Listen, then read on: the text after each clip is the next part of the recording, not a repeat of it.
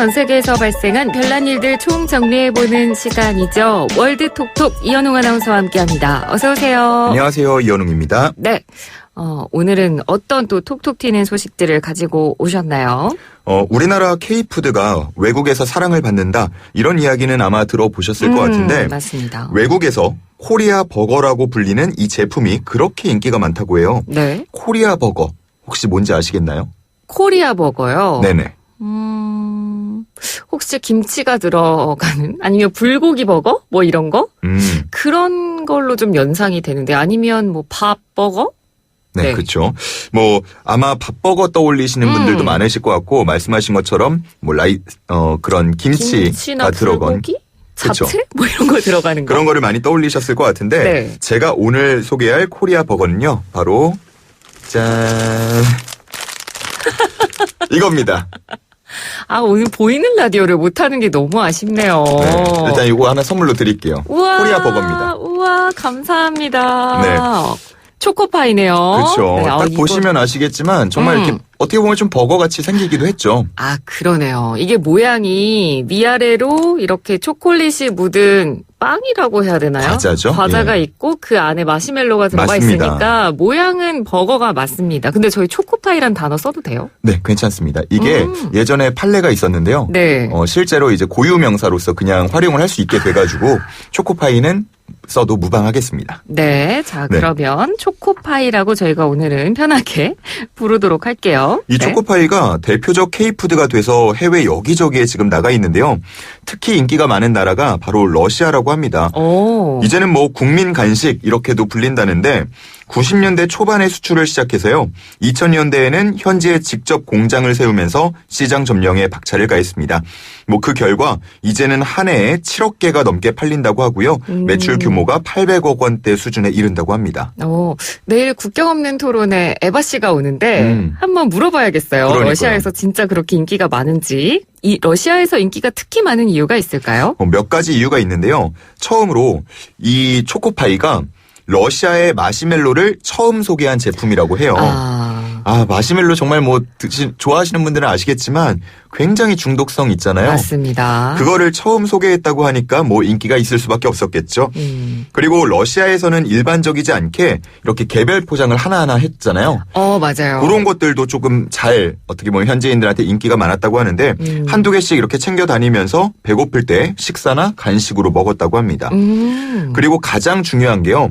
러시아가 이 따뜻한 차, 홍차 같은 거를 많이 마시는데 이 차와 달콤한 초코파이가 궁합이 그렇게 잘 맞는다고 하네요. 맞습니다. 출출할 때 맞아요. 하나씩 꺼내 먹기 좋고 그리고 이렇게 차나 아니면 커피랑 굉장히 잘 어울려서 우리나라에서도 정말 대중적으로 사랑을 많이 받는데 뭐 우리나라뿐만 아니라 뭐 러시아 다른 나라 특히 뭐 박지성 선수나 류현진 선수 동료들도 뭐 그렇게 좋아한다 이런 이야기를 저도 얼핏 들었던 것 같아요. 맞아요. 뭐 해외에 진출한 우리 선수들과 좀 친분이 있는 동료들한테 한국 팬들이 이 초코파이를 선물을 많이 해줬거든요. 근데 반응이 그렇게나 좋다고 합니다. 네. 그래서 그런지 지난 2013년부터 2년 동안은요. 류현진 선수가 뛰는 LA 다저스 홈구장에서 이 초코파이를 판매한 적도 있다고 하네요. 네. 이런 인기 같은 것들은 근데 뭐 우연히 뭐 입맛에 맞아서 그냥 이렇게 나오는 건 아니고요. 업체의 다양한 노력들이 결실을 맺는 것 같아요.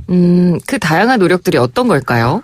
일단은 대표적으로 각 국민 입맛에 맞게 원료도 조금씩 달리하고요. 그리고 배합 비율도 조정한다고 합니다.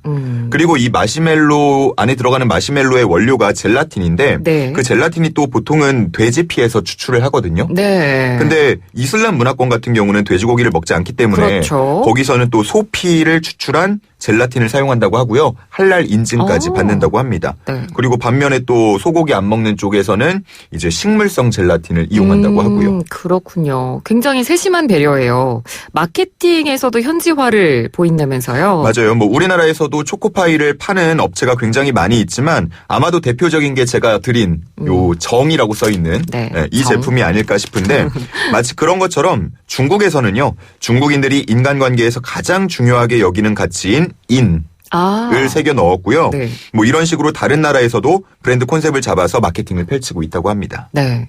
그러니까 저는 이런 게 바로 진정한 K푸드가 아닌가 싶어요. 그러니까 예전에는 한국 음식 하면 뭐 김치, 비빔밥, 불고기 이런 맞아요. 것만 생각했는데 그런 것들도 물론 좋지만 다른 나라에서 찾을 수 없는 이런 음식들 있잖아요. 어떤 게 있을 것 같으세요? 이현우 아나운서는 다른 나라에 우리나라 음식 이게 나가면 너무 잘 될 것 같은 거.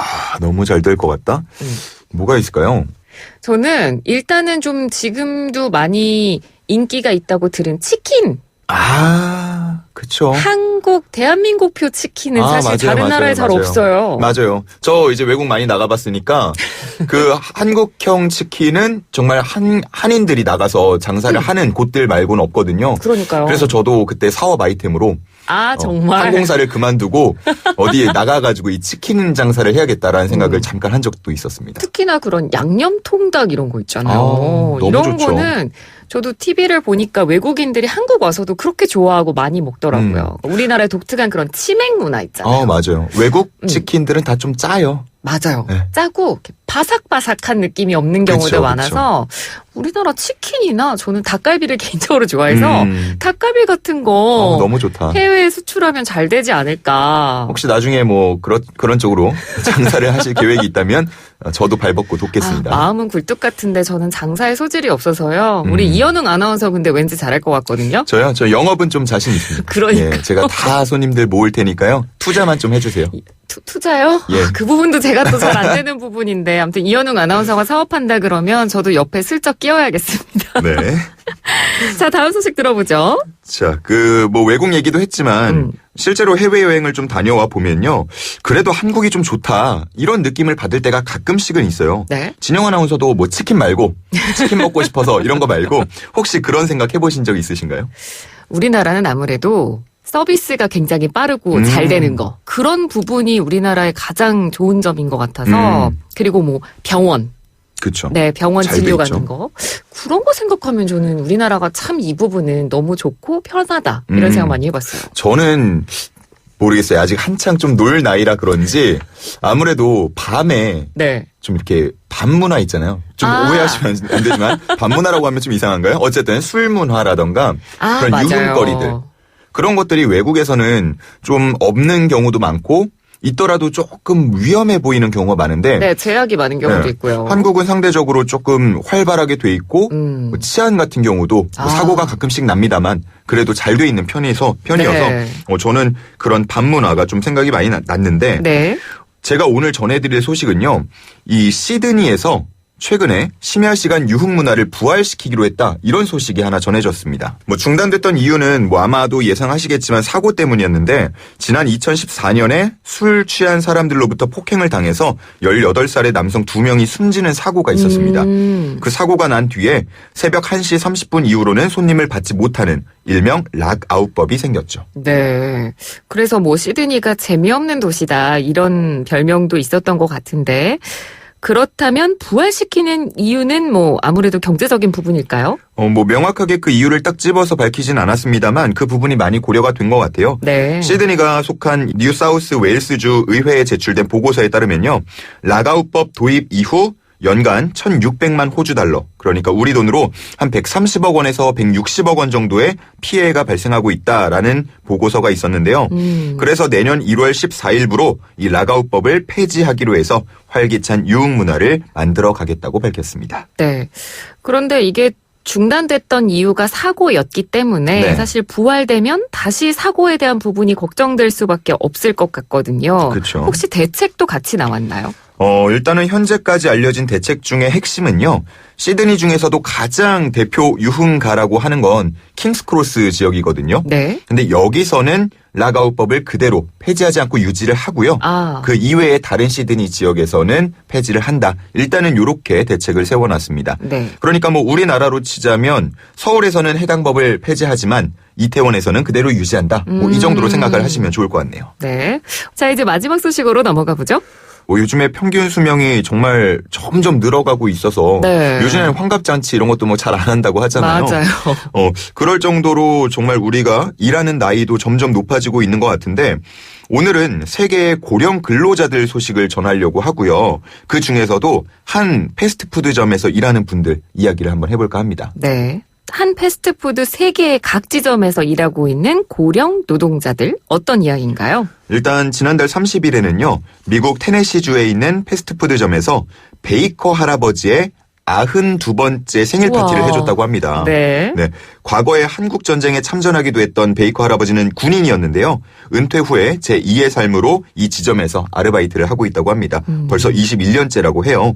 근데 인터뷰한 거 보니까 참 저는 와닿는 게 많았는데 군대에 있을 때나 지금 패스트푸드점에서 아르바이트를 할 때나 나의 일이 자랑스럽고 행복하면서 앞으로 한 10년 정도는 더 일하고 싶다. 이런 소감을 밝혔습니다. 네. 그러고 보니까 사실 우리나라에도 이 패스트푸드 몇몇 지점에서 좀 나이가 있는 분들이 저는 아르바이트 하는 모습 몇 번 봤거든요. 맞아요. 해외여행 가면 더 많습니다. 패스트푸드점뿐만 아니라 다양한 곳에서 이렇게 고령 노동자들이 일하는 분들이 꼭 계시는데 이렇게 90이 넘는 나이까지도 일하는 분이 있을 줄은 사실 저는 몰랐어요. 네. 비슷하게 영국에서도요. 28년째 일하고 있는 올리버 그로건 할아버지도 있었는데 그분 역시도 일을 한다는 것, 나의 몸을 움직여서 노동을 한다는 것 자체만으로도 큰 기쁨이다라고 하면서 다른 직원과 손님 그렇게 함께하는 시간이 너무 즐겁다 이런 소감을 밝히기도 했습니다. 네. 그래서 이런 분위기가 되다 보니까 해외에서는 이렇게 60세 이상의 직원을 패스트푸드 매장에서 마주치는 게 굉장히 익숙한 일이 돼가고 있고 이미 그렇다 보니까 재밌는 농담도 있네요. 80대 초반 직원은 한창 주방에서 감자 튀겨야 될 나이다. 맞아요. 네. 앞서서 제가 서양 국가들 이야기도 했지만 아시아도 말씀해 주신 것처럼 우리나라 포함해서 그런 비슷한 현상이 지금 많이 확산이 되고 있는 것 같은데 싱가포르에서도요 70살에 취직해서 20년 동안 일한 지금은 돌아가셨는데 고곽응 할머니 사연이 주목받은 적이 있고요. 네. 우리나라에서도 2003년부터 17년 동안 아르바이트를 한 임갑지 할아버지가 올해에 은퇴식을 가지기도 했습니다. 네. 그런데 이렇게 고령의 직원을 늘리는 게 회사 자체의 방침인가요? 일단 이 패스트푸드점은 지금 방침을 세워서 그렇게 고령 시니어 직원들을 좀 많이 뽑는 추세인데 이렇게 시니어들을 적극 고용하면서 기업 이미지 제고에도 조금 도움을 주고 있고요. 그리고 실제로 고령 직원들이 일을 잘하는 경우가 많아서요. 네. 매장의 고객 만족도도 굉장히 높아지고 있다고 하더라고요. 그러니까 기업 입장에서는 일석이조겠죠. 네. 자, 오늘 월드톡톡 준비한 내용 모두 들어봤습니다. 마지막으로 저희가 오늘은 어떤 노래 들어볼까요? 오늘은요. 루카스 그레이엄의 7 Years 라는 노래가 있는데 네. 가사를 보면 7살 때 어머니는 나한테 뭐라고 말씀하셨지 11살 때는 뭐라고 말씀하셨지 이러면서 그 나이가 60살까지 올라갑니다. 그래서 물론 영어지만 그런 부분 좀 주목해서 들어보면 재밌을 것 같습니다. 네, 노래 들으면서 이현웅 아나운서와는 인사 나눌게요. 고맙습니다. 감사합니다.